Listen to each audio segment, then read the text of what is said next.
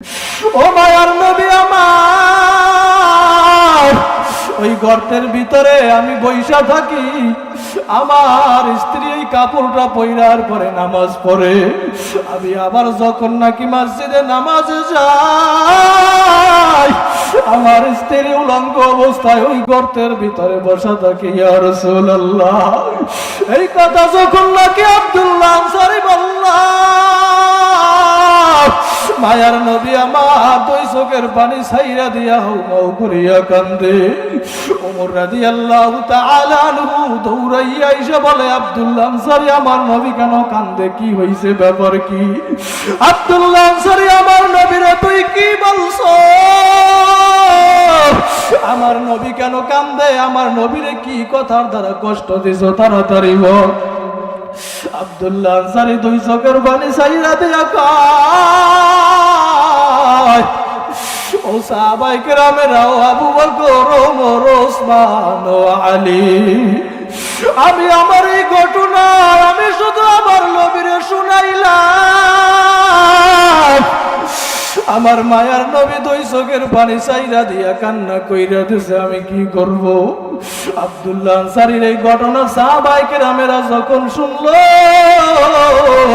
সাহাবায়ে কেরামেরা শুইনাও তারাও চোখের পানি ছাইরা দিয়েছে। আমি সফরে গেলে মাঝে মাঝে ভণ্ডের এই দরবার গুলায় ঢুকি, কিন্তু এখন দেখা যায় ভালো মানুষের ওই শাহজালাল রাহমাতুল্লাহি আলাইহি এরে আল্লাহর বান্দারা বড় বড় খানজানালি ওই মাজারে দেখবেন, কিন্তু তারা তো ভালো লোক ছিল।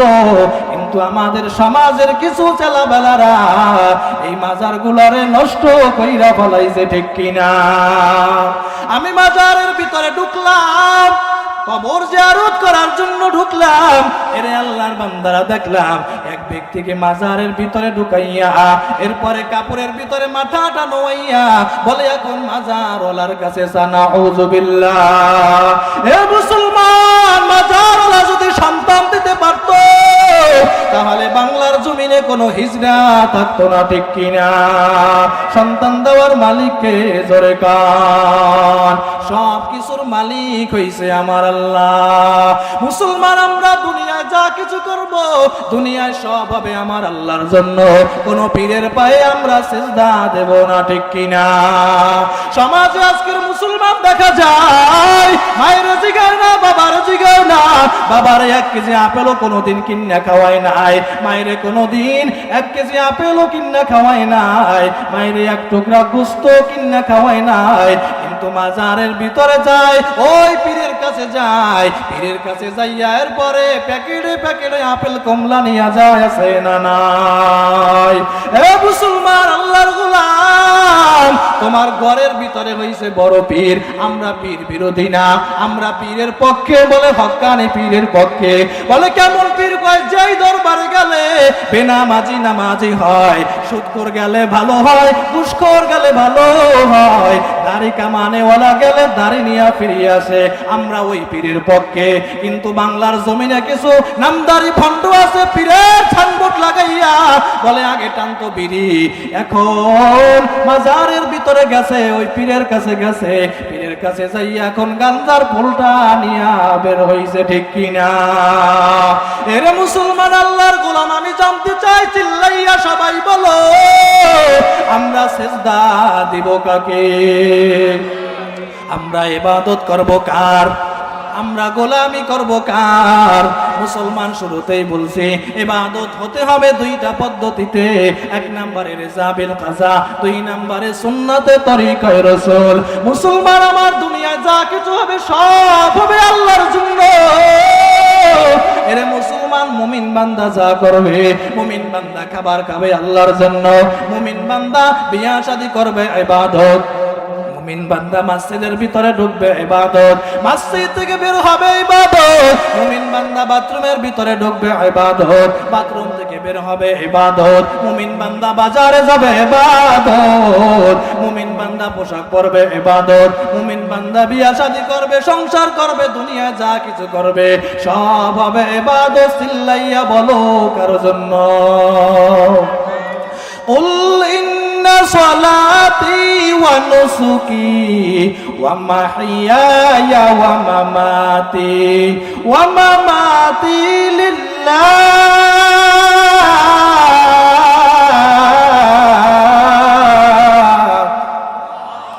ওয়া মাহইয়ায়া ওয়া মামাতি লিল্লাহি রাব্বিল আলামিন।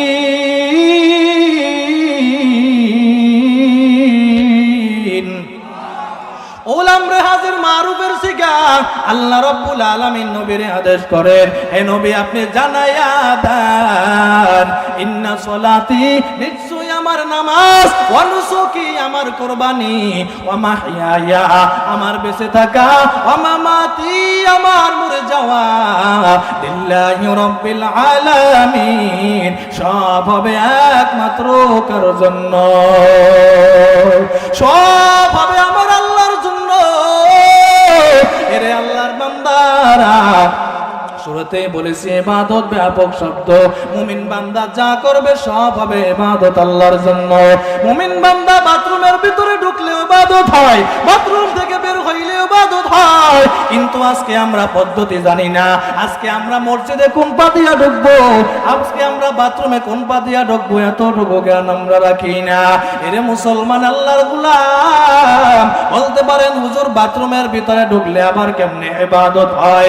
বলে তুমি বাথরুমের ভিতরে ঢুকো, সুন্নাত তরিকায় ঢুকো, বাথরুমের ভিতরে ঢুকো, বাম পা দিয়া ঢুকো, দোয়া পড়ো, বাথরুম থেকে বের হও, ডান পা দিয়া বের হও, দোয়া পড়ো। যতক্ষণ বাথরুমে তুমি ঢুকলা বের হইলা, পুরা সময়টাই তোমার হবে ইবাদত।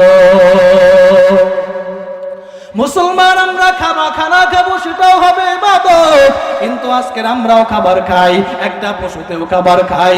মুসলমান আল্লাহ আমাদের আকল দিল, জ্ঞান দিল, বিবেক দিল, বুদ্ধি দিল, ওয়ালাকাদ কাররামনা বানি আদম। আল্লাহ আপনাকে আমাকে সম্মানী জাতি বানাইলো, আল্লাহ আপনাকে আমাকে আকল দিল, জ্ঞান দিল।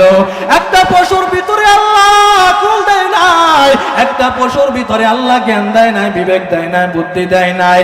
একটা পশুতে দাঁড়াইয়া দাঁড়াইয়া খাবার খায়, আর তুমি মুসলমান আল্লাহ তোমারে বিবেক দিল, বুদ্ধি দিল, মানুষ আজকে তুমিও দাঁড়াইয়া দাঁড়াইয়া খাবার খাও। তোমার সাথে আর ওই পশুর সাথে কোনো পার্থক্য নাই, ঠিক কিনা? কুকুরে পেশাব করে দাঁড়াইয়া দাঁড়াইয়া, কুকুরের ভিতরে আকল নাই, জ্ঞান নাই, যেখানে পায় সেখানেই পেশাব করে দেয়। কিন্তু তুমি মানুষ, আল্লাহ তোমারে জ্ঞান দিল, আকল দিল, বিবেক বুদ্ধি দিল, তুমিও দাঁড়াইয়া দাঁড়াইয়া পেশাব করলা। তোমার ভিতরে আর ওই কুকুরের ভিতরে কোনো পার্থক্য রইল না। এরে মুসলমান আল্লাহর গোলাম, আপনিও খাবার খান, আমিও খাবার খাই, একটা গরুতেও খাবার খায়, একটা কুকুরেও খাবার খায়। আপনি আর আমি খাবার খাওয়ার সময় বিসমিল্লাহ বললাম না, কিন্তু একটা কুকুরেও বিসমিল্লাহ বলে নাই, একটা গরুতেও বিসমিল্লাহ বলে নাই। আপনি আর আমিও খানা খাইলাম, কুকুরের সাথে তো কোনো পার্থক্য রইল না। আপনার খানা খাওয়াটা হতে হবে ইবাদত। এরে আল্লাহর বান্দারা, আপনার খাবারটা যদি আপনি ইবাদতের ভিতরে শামিল করতে চান, দস্তারখান বিছাইয়া খাবার নিয়া সুন্নাত তরিকায় বিসমিল্লাহ সহকারে খাবার খান, লোকমা দেন। মায়ার নবী আমার বলেন, যতক্ষণ খাবার খাবা, পুরা খাবার খাওয়াটাই হবে তোমার ইবাদত, ঠিক কিনা? এরে মুসলমান আল্লাহর গোলাম যুবক, অর্থাৎ আমরা দুনিয়ায় যা কিছু করবো সব হবে ইবাদত। পদ্ধতি কয়টা? এক নম্বরে রেজা বিল কাজা, দুই নম্বরে সুন্নতে তরিকায় রাসূল। এক নম্বরে আমার আল্লাহকে রাজি খুশির জন্য, দুই নম্বরে হতে হবে আমার রাসূলের তরিকায়। মুসলমান আল্লাহর গোলাম যুবক, এরে আল্লাহর বান্দারা, ইবাদতের ভিতরে সবচেয়ে বড় ইবাদত, যে ইবাদতের ব্যাপারে আল্লাহ সর্বপ্রথম হিসাব নেবে। ক্বালান নবী সাল্লাল্লাহু আলাইহি ওয়াসাল্লাম, আউয়ালু মা ইউহাসাবু বিহিল আবদু ইয়াউমাল কিয়ামাতিস সালাহ। কিয়ামতের ময়দানে আল্লাহ সর্বপ্রথম যার হিসাব নেবে তার নাম হচ্ছে নামাজ। কিসের হিসাব? সর্বপ্রথম আল্লাহ যে হিসাবটি নেবেন ওই হিসাবের নাম হচ্ছে নামাজ। বলে নামাজের হিসাবে যে ব্যক্তি পার পেয়ে যাবে ওই সমস্ত হিসাবেও পার পেয়ে যাবে। আর যেই ব্যক্তি নামাজের হিসাবে বেঁচে যাবে বোঝা যাবে আর অন্য অন্য সাম্যের হিসাবেও বেঁচে যাবে। কিন্তু মুসলমান আজকে ওই মালিকের ইবাদত, আজকে আল্লাহ বলছেন আমি আল্লাহর কদমে সিজদা দাও, আল্লাহ বলছেন ওয়াসজুদ ওয়াক্তারিব, আমি আল্লাহর কুদরতি কদমে সিজদা দাও, আমি আল্লাহর কাছাকাছি হও। এর মুসলমান আল্লাহর গোলাম আজকে যুবক ভাইরা ওই মালিকের সিজদা দেয় না, নামাজ পড়ে না, আছে না নাই? এর মুসলমান আল্লাহর গোলাম যুবক আজকে মুয়াজ্জিন যখন নাকি মসজিদের ভিতরে আজান দেয় আর মুসলমান আমার যুবক ভাইরা ওই মসজিদের সামনে দিয়ার পরে হাইটা যায়, আছে না নাই? মসজিদে ডাকলে যুবকেরা মসজিদে আসে না। এরে আল্লাহর বান্দারা, অথচ এই নামাজ আমাদেরকে দুনিয়ার সব গুনার কাজ থেকে বিরত রাখে। ইন্নাস সালাতা তানহা আনিল ফাহশাই ওয়াল মুনকার। আল্লাহ রাব্বুল আলামিন বলেন নিশ্চয়ই নামাজকে সমস্ত গুনার কাজ থেকে, সমস্ত খারাপ কাজ থেকে বিরত রাখে। এরে আল্লাহর বান্দা, নামাজ এমন একটা ইবাদত যেই নামাজ দুনিয়ার সব গুনার কাজ থেকে, সমস্ত খারাপ কাজ থেকে আপনাকে আমাকে হেফাজত করে। এরে আল্লাহর বান্দারা, কিন্তু কই আপনি আর আমি নামাজ পড়ি আবার গুনার কাজ করি, নামাজ পড়ি আবার সুদ খাই, নামাজ পড়ি আবার ঘুষ খাই, নামাজ পড়ি আবার পরের জমির আল ঠেলি, নামাজ পড়ি আবার জাগা জমির বাঘ ছেলের বেশি দেই মেয়েরে কম দেই। আমাদের সমাজে আছে না নাই? এরে মুসলমান আল্লাহর গোলাম, আল্লাহ বলছেন বলে নামাজিকে গুনার কাছ থেকে ফিরাইয়া রাখে। কিন্তু আপনার আমি নামাজ পড়লাম, সিজদা দিতে দিতে কপালে দাগ পালাইলাম, কিন্তু মুসলমান কই মসজিদ থেকে নাইমা আমরা তো আবার সেই মিথ্যা কথা বলি, মসজিদ থেকে নামাজ পড়া নাইমা আবার সুদে টাকা লাগাই, আবার দুনিয়ার সব গুনার কাজ করে।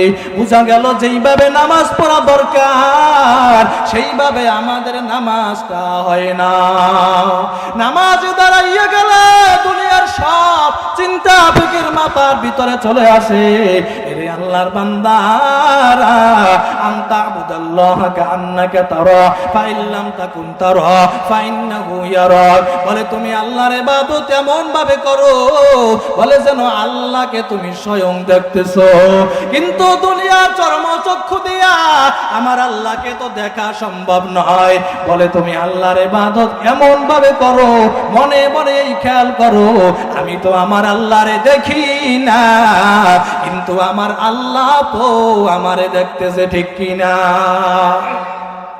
নামাজে আমরা দাঁড়াইলাম, নামাজে দাঁড়াইলাম মানে আল্লাহর সামনে দাঁড়াইলাম, নামাজে দাঁড়াইলাম আল্লাহর সাথে এখন কথোপকথন হবে। কিন্তু কই আমরা নামাজে দাঁড়াইলাম আল্লাহু আকবার বলিয়া আমাদের মনটা চলে যায় দোকানের কাছে, আছে না নাই? নামাজে দাঁড়ায় মনটা চলে যায় খেতে খামারে, নামাজে দাঁড়াইয়া তার মনটা চলে যায় দুনিয়ার সমস্ত কাজে কর্মে চলে যায়, মনটা নামাজের ভিতরে থাকে না। সে যে নামাজে দাঁড়াইছে এই খেয়ালও তার হয় না, ঠিক কিনা? এরে মুসলমান আল্লাহর গোলাম, ওরে বাবুগঞ্জ এলাকার বাহের সর এলাকার মুসলমান আমার ভাই, এরে আল্লাহর বান্দারা, ও যুবক ভাই, ও আমার দাড়ি পাকা বাজানের, আপনার আমার নামাজ কেন গুনার কাজ থেকে বাঁচাইতে পারে না? বলে নামাজে দাঁড়াই আমাদের মনটা নামাজের ভিতরে থাকে না।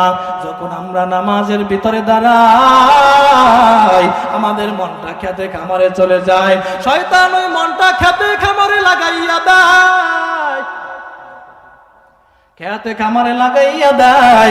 এরে আল্লাহর বান্দারা, ওই জন্য যে হাদিসের ভিতরে বলছেন বলে তুমি আল্লাহরে তো দেখো না, কিন্তু আল্লাহ দেখতেছে। মনে মনে এই ইরাদা করতে হবে, যখন নাকি মনটা শয়তান খেতে খামারে লাগাইয়া দিবে এই আল্লাহর বান্দারা আবার মনটা ঘুরাইয়া নামাজের ভিতরে আনতে হবে যে আমার আল্লাহ তো আমারে দেখতেছে।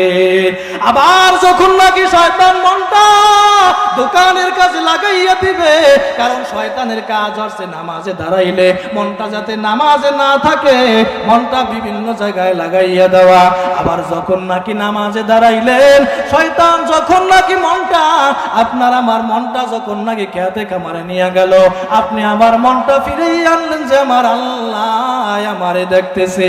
এই যে আল্লাহ দেখতেছে, এই যে মনটা নামাজের ভিতরে আপনি আবার নিয়ে আসলেন, আবার শয়তান নিয়ে গেল, আপনি আবার মনটারে আপনি নিয়ে আসলেন।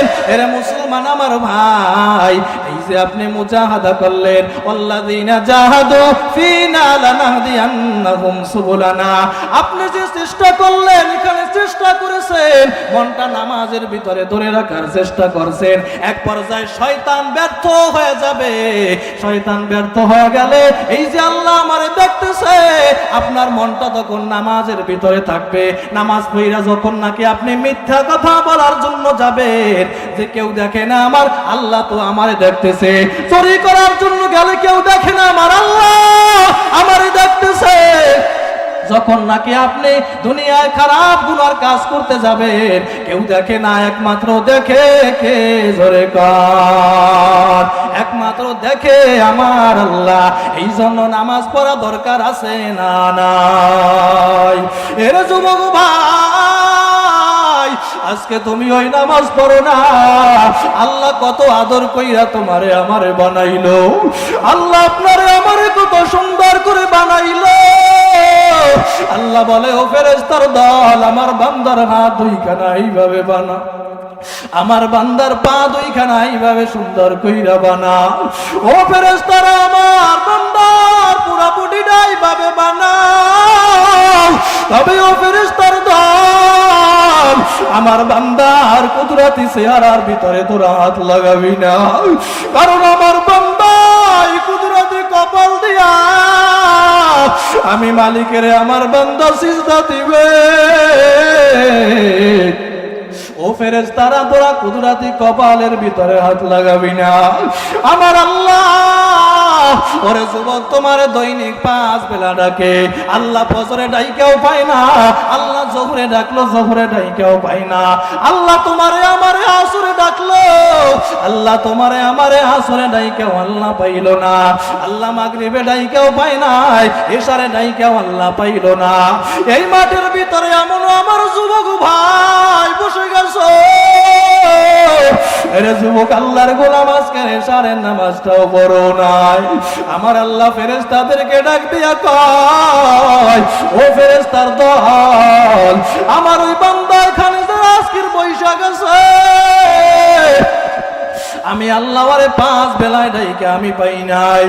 এই যে ওয়াজের ময়দানে ও বৈশা গেল, আখিরি মোনাজাত পর্যন্ত দাইকা 2 ফোঁটা চোখের পানি ফালাইয়া আমার এই বান্দা যদি আমি আল্লাহর দরবারে তওবা করে, ও ফেরেশতার দল, আমি আল্লাহ রাব্বুল আলামিন আর জীবনের সব গুনাহ maaf করে দেব। সুবহানাল্লাহ।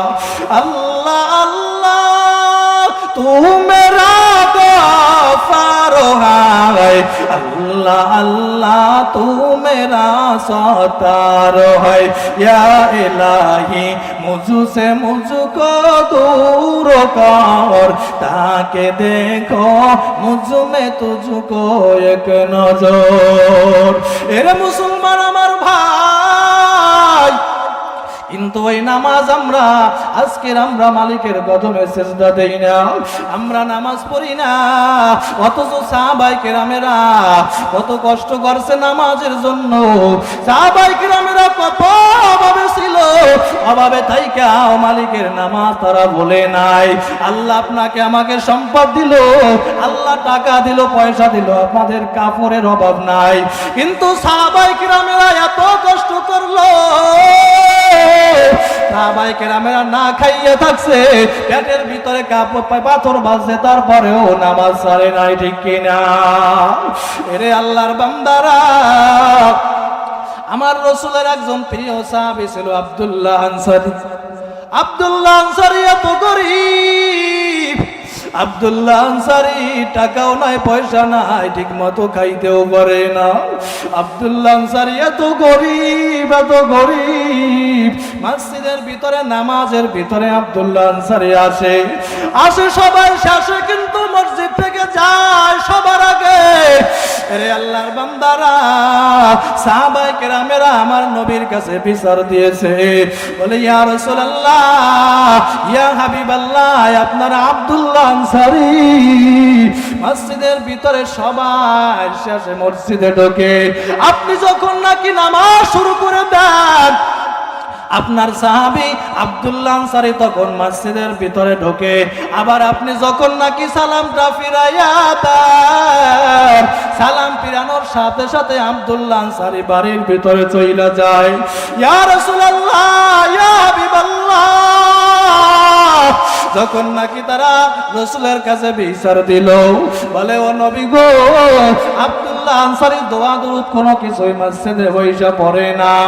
মায়ার নবী আমার একদিন সালাম ফিরাইয়া, সালামটা ডানে ফিরায় বামে ফিরাইয়া, মায়ার নবী আমার যখন নাকি পিছনের দিকে তাকাইলো, পিছনের দিকে তাকাইয়া দেখে কোথাও আব্দুল্লাহ আনসারী দেখা যায় না। মায়ার নবী আমার আবু বকর, ওমর, ওসমান, আলী সহ সাহাবায়ে কেরামদেরকে নিয়া মায়ার নবী আমার আব্দুল্লাহ আনসারীর বাড়ির দিকে রওনা করছে। আব্দুল্লাহ আনসারীর বাড়ির দরওয়াজায় দাঁড়াইয়া মায়ার নবী আমার আব্দুল্লাহ আনসারীর ডাকে, ও আব্দুল্লাহ আনসারী দরজা খোল, আমি রাহমাতুল্লিল আলামিন তোর দরওয়াজার সামনে আসছি। দেখে ভিতর থেকে কোনো আওয়াজ আসে না। মায়ার নবী আমার বারবার আব্দুল্লাহ আনসারীর ডাক দেয়, দেখে কোনো জবাব ঘর থেকে আসে না। ওমর রাদিয়াল্লাহু তাআলা আনহু এবারে ডাকা শুরু করছে। মায়ার নবী আমার বলে, ওমর, ও সাহাবীরা, তোমরা চলো চলো, আব্দুল্লাহ আনসারী মনে হয় ঘরের ভিতরে নাই। মায়ার নবী আমার যখন নাকি সাহাবায়ে কেরামদেরকে নিয়া যখন নাকি সামনের দিকে একটু আগাইলো, কিছুদূর যাওয়ার পর আব্দুল্লাহ আনসারী পিছন দিক থেকে ডাক দেয় আর দৌড়ায়, পিছন দিক থেকে চিল্লায় আর দৌড়ায় আর বলে, ইয়া রাসূলুল্লাহ, ইয়া হাবিবাল্লাহ, ও মায়ার নবী আমার, আমারে আপনি মাফ কইরা দাও। যখন নাকি আব্দুল্লাহ আনসারী মায়ার নবীর আমার সামনে দাঁড়াইল, আল্লাহর বান্দারা, মায়ার নবী আমার জিজ্ঞাসা করে, আব্দুল্লাহ আনসারী, এত ডাকলাম কেন সাড়া দাও না? ও আব্দুল্লাহ আনসারী, আগে জবাব দাও, তুমি মসজিদের ভিতরে সবার শেষে তুমি মসজিদের ভিতরে ঢোকো, আবার মসজিদ থেকে তুমি সবাই আগে তুমি মসজিদ থেকে বের হয়ে যাও কেন? আব্দুল্লাহ আনসারী দুই চোখের পানি সারিয়া দিয়া আব্দুল্লাহ আনসারী বলে, ইয়া রাসূলুল্লাহ, ইয়া হাবিবাল্লাহ, আপনি এই ঘটনা ইতিহাস শুনবেন। আব্দুল্লাহ আনসারী দুই চোখের পানি সাইরা দিয়া বলে, ও মায়ার নবী আমার, আমি আব্দুল্লাহ আনসারী এত গরিব, আমার পরনে যে আপনি এই কাপড়টা আপনি দেখতে পান, ও মায়ার নবী আমার, আমি কেন আপনার ডাকে আমি সাড়া দিতে পারি নাই? আপনি ডাক দিছেন, কিন্তু আমি ঘরের ভিতরে বসে শুনছি, আমি সাড়া দিতে পারি নাই। ইয়া রাসূলুল্লাহ, আপনার পিছনে নামাজ না পড়তে পারলে আমার দিলের ভিতরে শান্তি লাগে না। ও মায়ার নবী আমার, আপনি যখন নাকি ডাক দিছেন, ও নবী আমার, আমার এই যে পরনের কাপড়টা আমার স্ত্রী বইয়া নামাজ পড়তেছিল, আল্লাহু আকবার।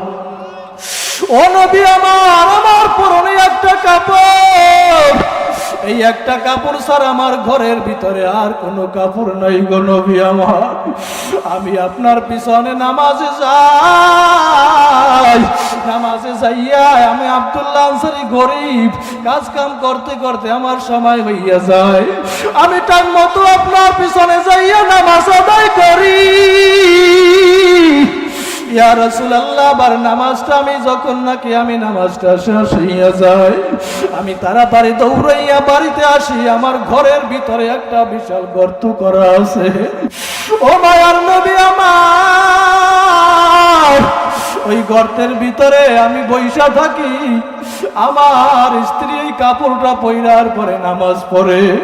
আমি আবার যখন নাকি মসজিদে নামাজে যাই, আমার স্ত্রী উলঙ্গ অবস্থায় ওই গর্তের ভিতরে বসা থাকে। ইয়া রাসূলুল্লাহ, এই কথা যখন নাকি আব্দুল্লাহ আনসারী বললাম, মায়ার নবী আমার দুই চোখের পানি ছাইরা দিয়া হাউ মাউ করিয়া কান্দে। ওমর রাদিয়াল্লাহু তাআলা আনহু দৌড়াইয়া এসে বলে, আব্দুল্লাহ আনসারী, আমার নবী কেন কান্দে? কি হইছে, ব্যাপার কি? আব্দুল্লাহ আনসারী, আমার নবীরে তুই কি বলছো? আমার নবী কেন কান্দে? আমার নবীরে কি কথার দ্বারা কষ্ট দিছো? তাড়াতাড়ি বল। আব্দুল্লাহ আনসারী দুই চোখের পানি ছাইরা দিয়া কয়, ও সাহাবায়ে কেরামেরা, ও আবু বকর, ওমর, ওসমান ও আলী, আমি আমার এই ঘটনা আমি শুধু আমার নবীরে শুনাইলাম। আমার মায়ার নবী দুই চোখের পানি ছাইরা দিয়া কান্না কইরা দিছে। আমি কি করব? আব্দুল্লাহ আনসারীর এই ঘটনা সাহাবায়ে কেরামেরা যখন শুনলো, সাহাবায়ে কেরামেরা শুইনাও তারাও চোখের পানি ছাইরা দিয়েছে। বলে, আব্দুল্লাহ আনসারী, তুই এত কষ্টে আছো আমরা জানি না।